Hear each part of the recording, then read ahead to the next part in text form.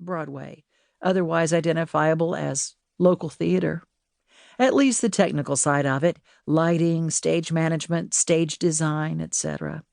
Then I moved to New York City, where, in between working on real off-Broadway productions, I earned a BA from New York University. My summers were spent with what was then a flourishing summer theater group. To give you a sense of how well attended and high caliber these performances were, I'm going to drop a few names of the actors I worked with.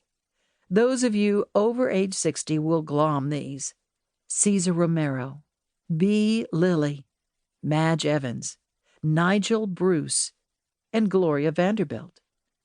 Then followed an M.A. from Yale University's Theatrical School.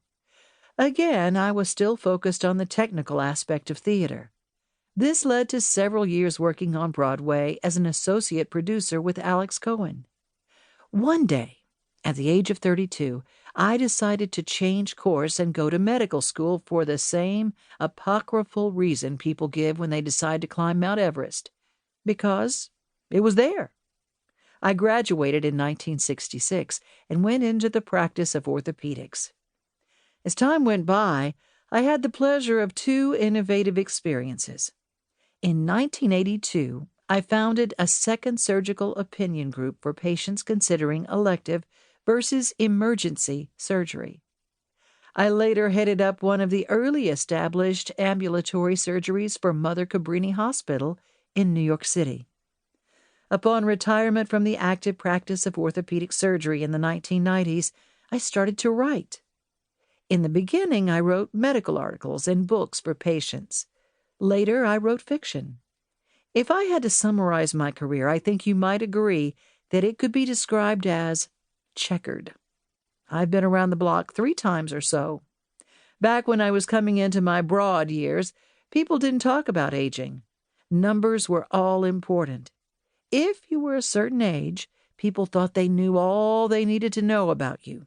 Both Whoopi and I hope that as you read the pieces herein, you'll find that numbers, in and of themselves, are pointless.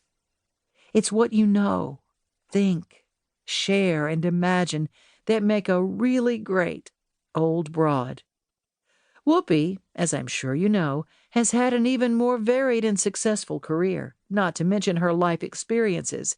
We both hope that sharing about the things we've learned or done will strike you as helpful, even practical, but above all, that you'll appreciate our light-handed insights here in Two Old Broads. A word from Whoopi. When Dr. Hecht and I first talked about this book, there was no COVID-19. There was no quarantining in place. Kids went to school. People were cranky. You-know-who was still in the White House.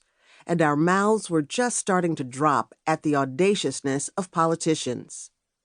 Well, now it's been nearly 2 years since the pandemic started in the U.S., and we're seeing the craziest of crazy things happen and left wondering why it's so nuts right now.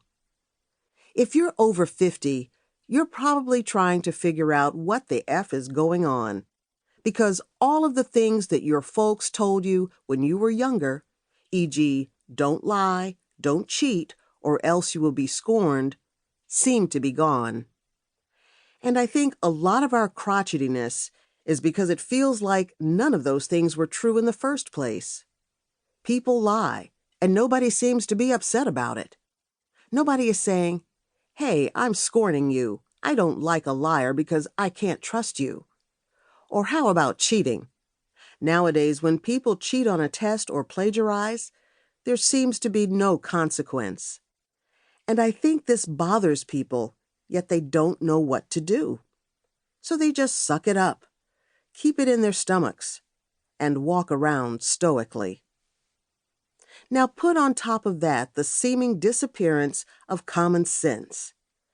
Who would have thought wearing a mask or not wearing a mask would have people close to throwing blows? I mean, if you woke up in a surgical room and none of your doctors or nurses were wearing a mask, I think you'd be freaking out. I know I would, because you know they wear those masks as protection from whatever is in that room. You can sterilize that room.